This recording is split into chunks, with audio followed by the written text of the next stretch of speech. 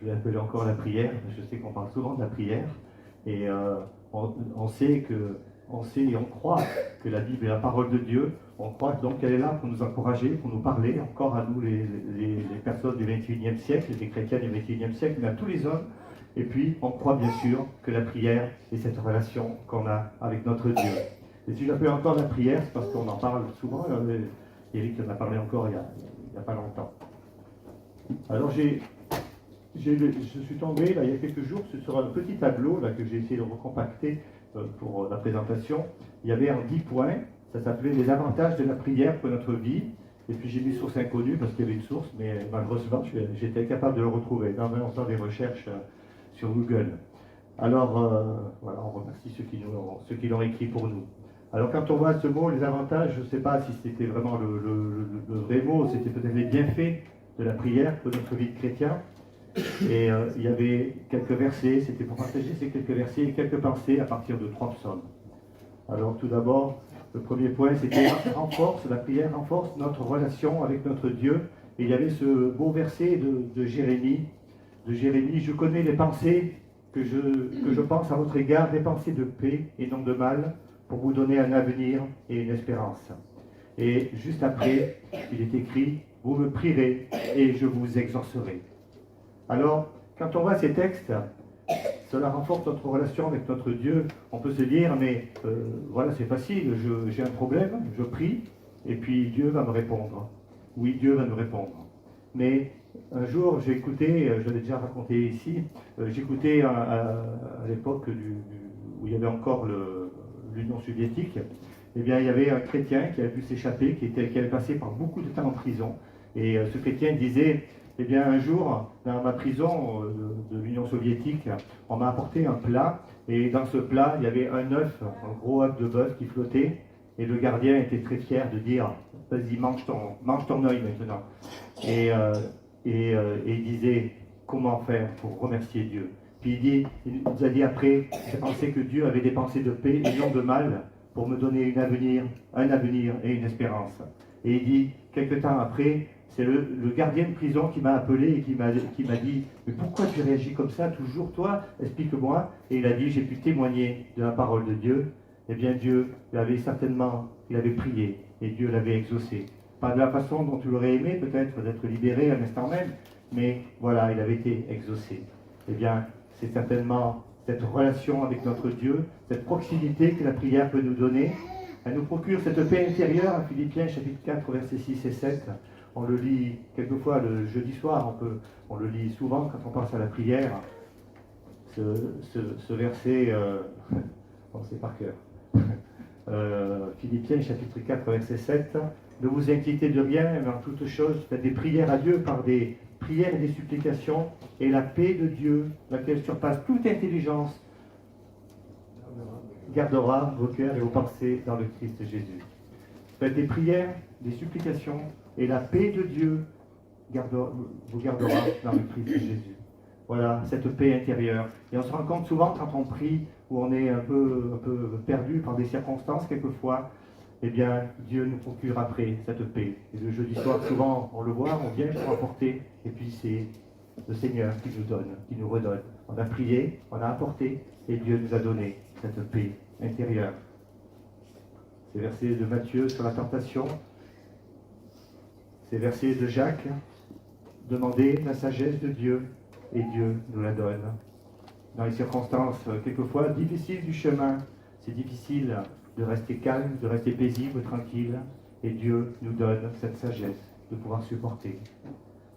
Ces versets apprendre à dépendre de lui, Matthieu chapitre 7, on le retrouve à plusieurs endroits. Le Seigneur Jésus nous aide aussi à pardonner dans la prière, cette prière qu'a lu Eric il y a quelques semaines, la prière du Seigneur, notre Père. Et en même temps, on peut demander aussi le pardon. On peut pardonner et on peut demander le pardon. Souvent, quand on pardonne, souvent il y a quelque chose aussi, quelques torts aussi pour nous. Donc on peut aussi demander le pardon pour les autres. 1 Pierre chapitre 5, au verset 7. Humiliez-vous sous la puissante main de Dieu, afin qu'il vous élève au moment voulu. Déchargez sur lui tous vos soucis. Quelquefois, il faut un peu comme s'humilier lorsque l'épreuve est trop grande, trop forte, sous la puissante main de Dieu. Et alors on pourrait dire c'est injuste, mais après il y a cette réponse. Il vous élève, afin qu'il vous élève au moment opportun, au moment voulu par Dieu, au meilleur moment de Dieu. Déchargez sur lui tous vos soucis, car lui-même prend soin de vous. C'est ce Dieu qui a envoyé son Fils sur la terre, ce Dieu qui a envoyé son Fils à la croix, c'est ce Dieu qui prend soin de nous, qui nous aime. On a parlé ce matin de cet amour. Ces versets d'Éphésiens la prière permet d'intercéder pour les autres. Faites en tout temps, par l'Esprit, toutes sortes de prières et de supplications. Veillez à cela avec une entière persévérance et en priant pour tous les saints. Et puis l'apôtre rajoute, priez pour moi. Et on disait un mercredi soir que l'apôtre Paul, qui était quelqu'un qui pour nous est un modèle, eh bien l'apôtre Paul disait, priez pour moi. Et on a besoin d'avoir les prières des uns des autres. On a besoin, même si on peut paraître fort, on est comme les autres. Et on a besoin, chacun, des prières des autres. Ces prières et ces supplications par l'Esprit, avec persévérance. Et quand l'apôtre Paul dit ça, priez pour moi, il dit, afin que je puisse faire connaître hardiment le mystère de l'Évangile, pour lequel je suis un ambassadeur lié de chaîne. Il voulait encore, dans sa prison, être un témoignage. C'était un ambassadeur de Jésus-Christ, celui qui l'avait sauvé, mais il était lié de chaîne, il était emprisonné, et il voulait qu'on prie pour lui, pas pour qu'il soit libéré, mais pour qu'il puisse encore témoigner, même dans ces circonstances. Romains chapitre 12, au verset 12, soyez patients, soyez patients. C'est dur quelquefois, c'est long quelquefois. Soyez patients, réjouissez-vous dans l'affliction, encore plus dur.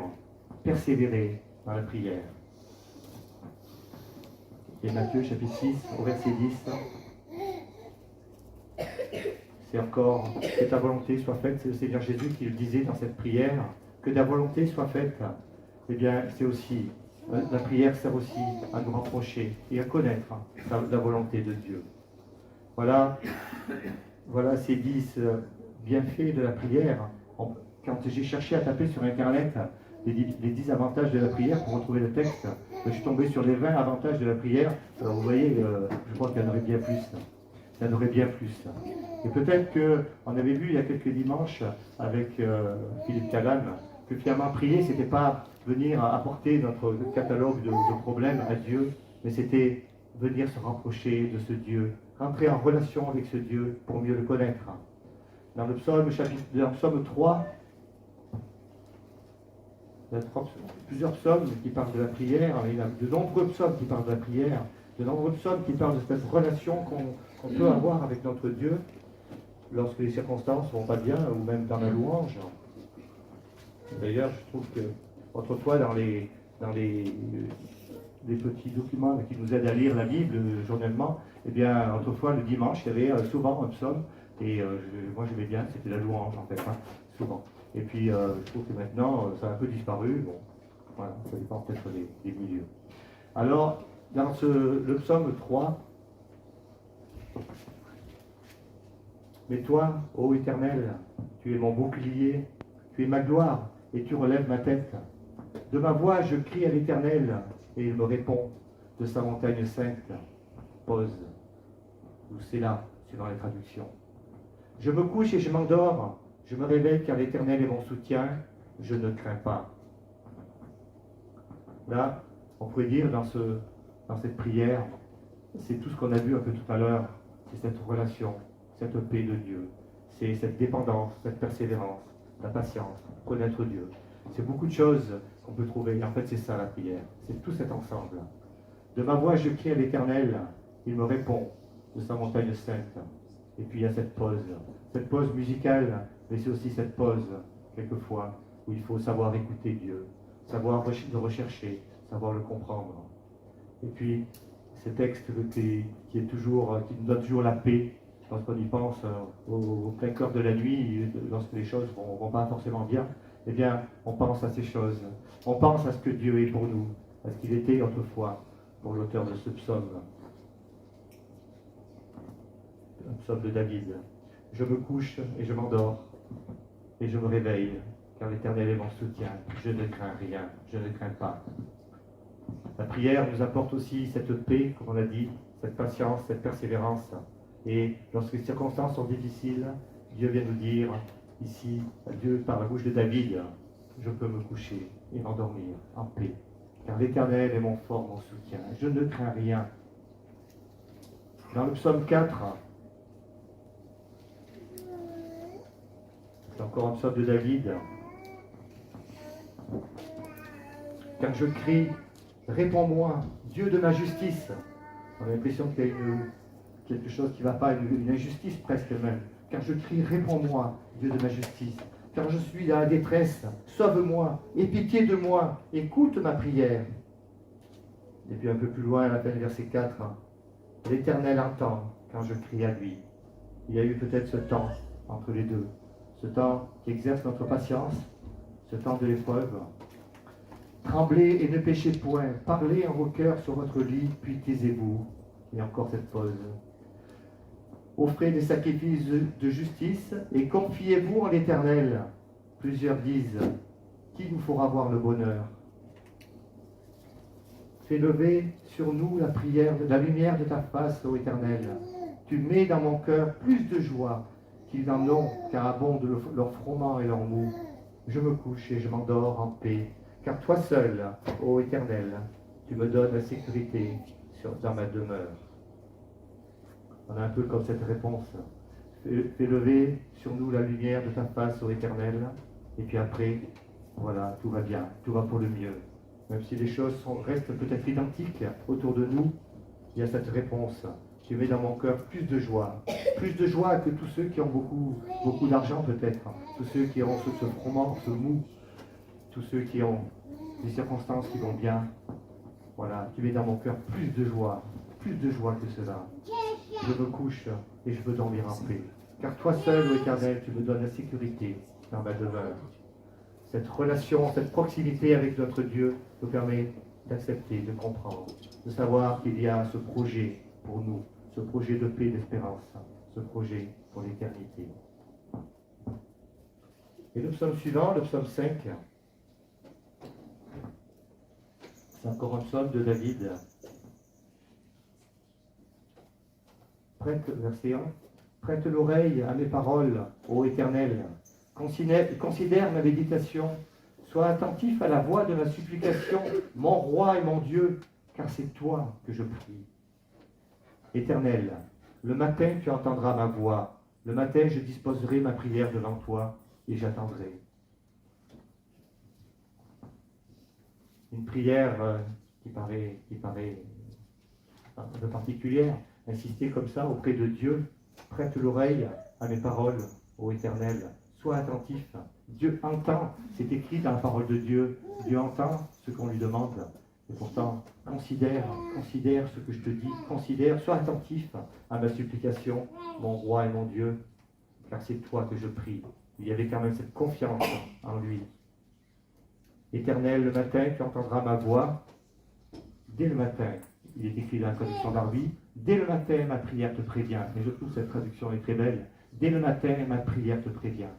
Il y a eu cette nuit où il y a eu ces pauses, ces moments de prière, de supplication, peut-être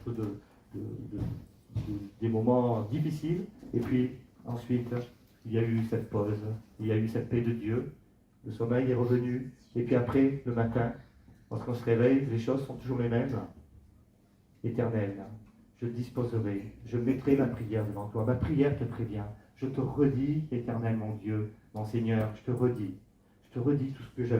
tout ce que je t'ai déjà dit cette nuit. Je te redis tout cela et j'attendrai un peu encore cette pause, mais cette pause paisible, parce que Dieu nous donne cette paix.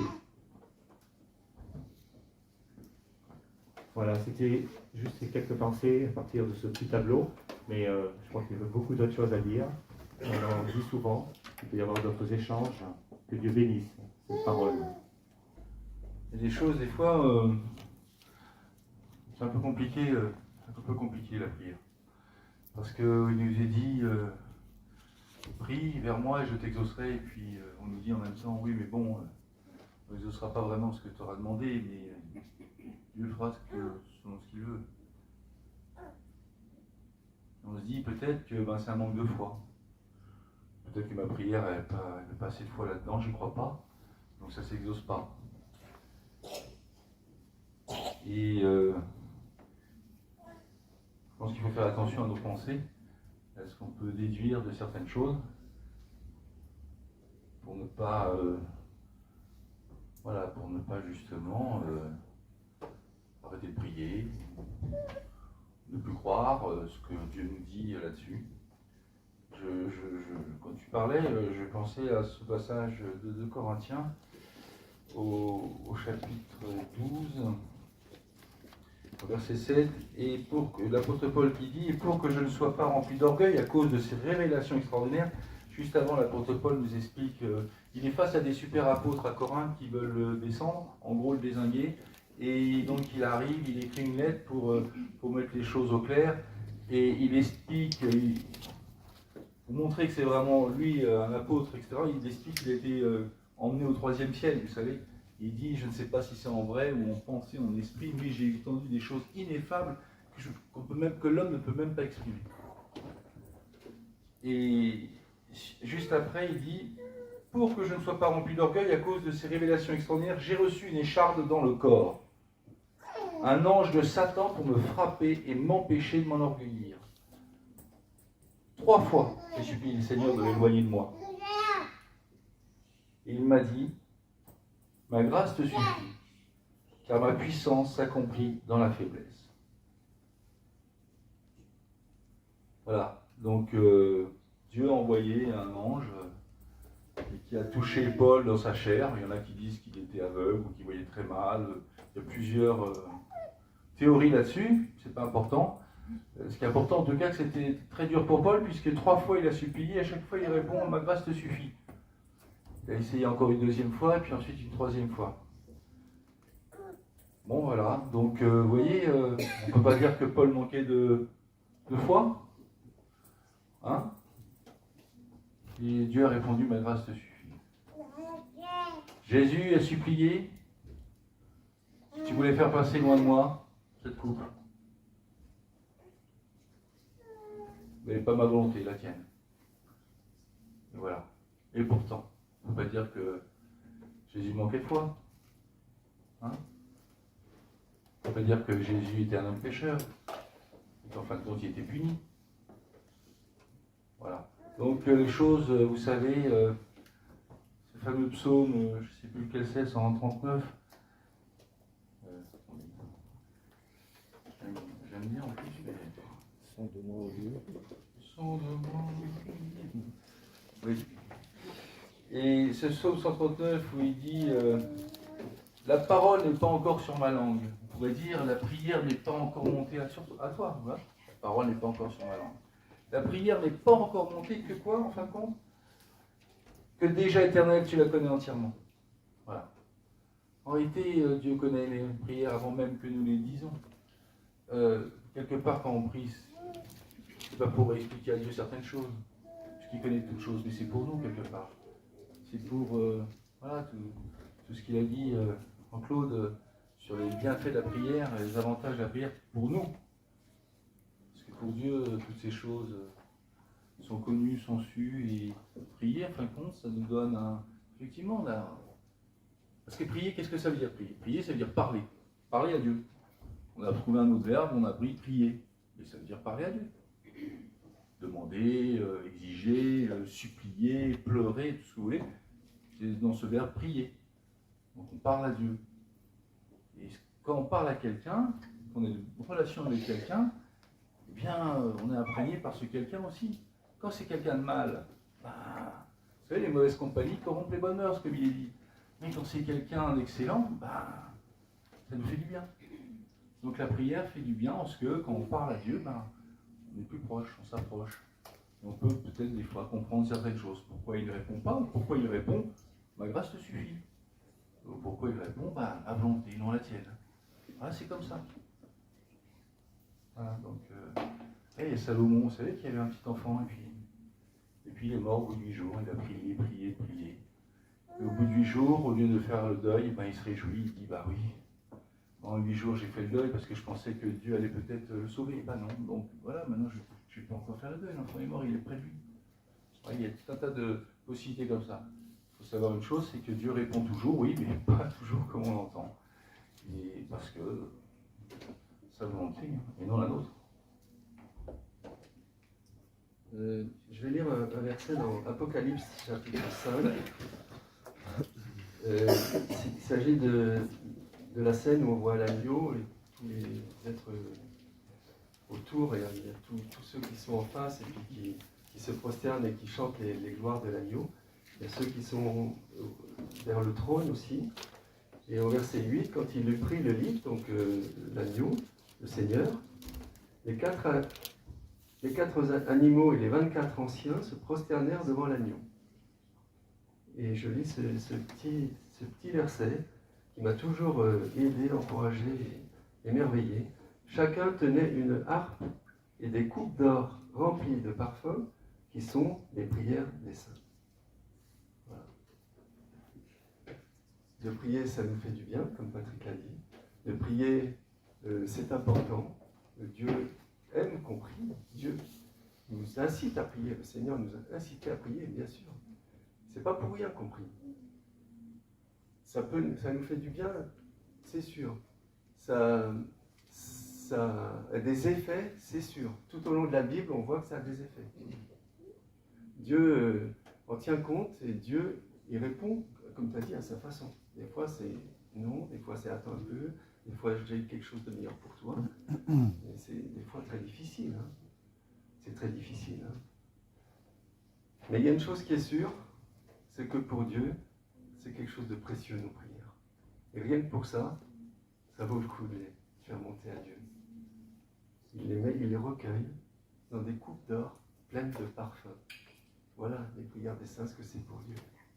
Et ça, c'est merveilleux, moi, je trouve. Et on peut rester aussi là-dessus, en nous encourageant à continuer à prier, et à savoir que c'est pas pour rien, que c'est précieux pour le Seigneur Jésus. À un point qu'on ne peut même pas imaginer que ça sera là dans le ciel, quand tout le monde sera là, et que toutes les créatures, c'est la scène où on voit toutes les créatures, tout le monde assistera à cette scène. Les créatures qui sont dans le ciel, sur la terre, sous la terre, sur la mer, tous les êtres qui s'y trouvent. Je les entendis s'écrier à celui qui est assis sur le trône et à l'agneau, soit la louange, l'honneur, la gloire, la domination au siècle des siècles. Et bien voilà, dans cette scène-là, cette scène extraordinaire, merveilleuse, où tout le monde sera devant l'agneau, eh bien, on verra ces coupes d'or pleines de parfums qui sont les prières des saints. Gloire à Jésus.